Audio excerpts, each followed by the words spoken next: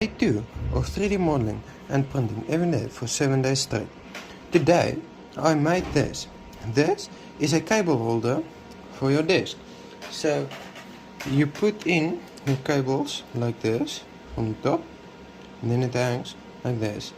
And then I made holes in it so that you can fit a screw through. There, like so. And then all your cables will be nicely stay organized.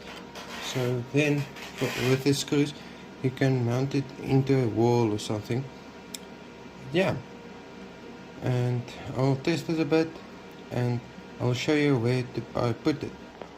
So I want to put the cable holder here next to my desk.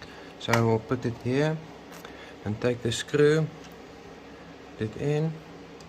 Make sure it's nice aligned, and then I'm screwing it in. There it's in, one, and now for the other one.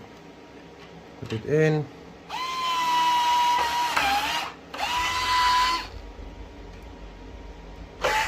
There you have it, my custom designed cable holder. Thanks for watching and stay tuned for tomorrow.